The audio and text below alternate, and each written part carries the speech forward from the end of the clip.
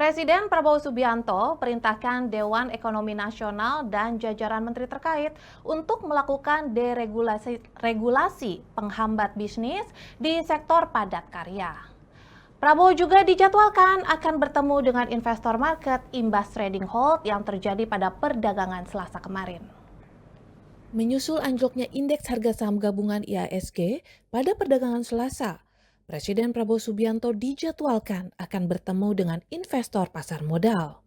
Perdagangan saham di Bursa Efek Indonesia sempat trading halt atau dihentikan sementara, imbas IHSG terjun bebas hingga lebih dari 5% dalam satu hari. Ini menjadi penghentian sementara pertama sejak masa pandemi COVID-19 pada Maret 2020. Ketua Dewan Ekonomi Nasional Luhut Binsar Panjaitan menyampaikan, pertemuan tengah diatur oleh Sekretaris Kabinet, sehingga belum dapat memastikan apakah pertemuan akan berlangsung di Istana Kepresidenan atau di tempat lain.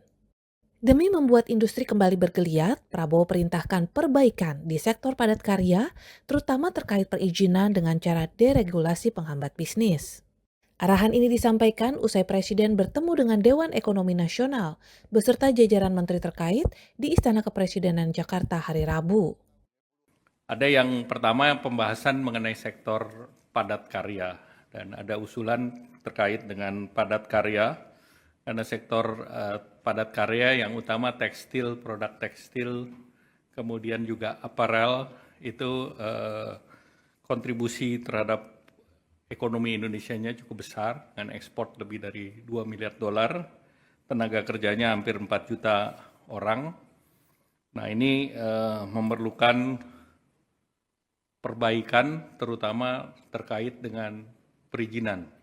Nah oleh karena itu tadi arahan Pak Presiden untuk terkait dengan ketersediaan bahan baku, terkait dengan illegal import, terkait dengan supply chain, itu untuk dipermudah dan disederhanakan. Jadi arahan pertama tentu pemerintah harus melihat dari keseluruhan supply chain dan juga melakukan harmonisasi daripada tarif yang sudah dilakukan. Pemerintah juga akan merespon barang-barang yang akan didumping melalui tindakan anti-dumping. Dumping adalah kebijakan suatu negara menjual barang di luar negeri dengan harga yang lebih murah dibandingkan dalam negeri.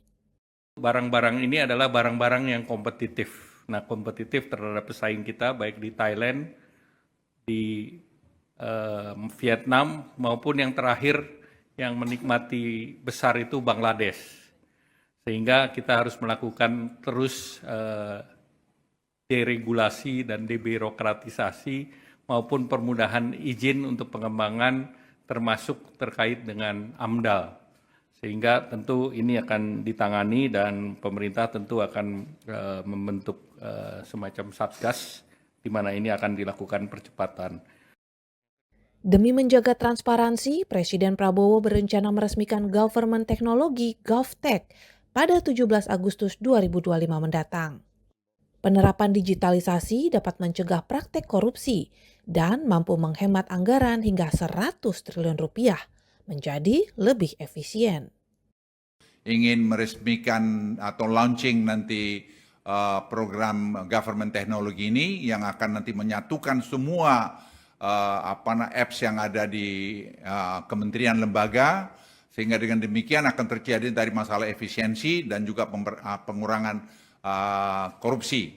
Dan ini saya kira kita sudah menghitung bisa berapa besar yang kita hemat, mungkin bisa hemat sampai 100 triliun, dan seterusnya nanti secara bertahap itu akan bisa dicapai. Angka-angkanya nanti saya kira bisa diberitahu kemudian.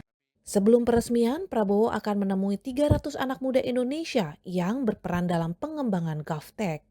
Presiden juga meminta sektor padat karya dibuatkan program dalam proyek strategis nasional, guna menjaga pasar domestik di tengah ketidakpastian geopolitik.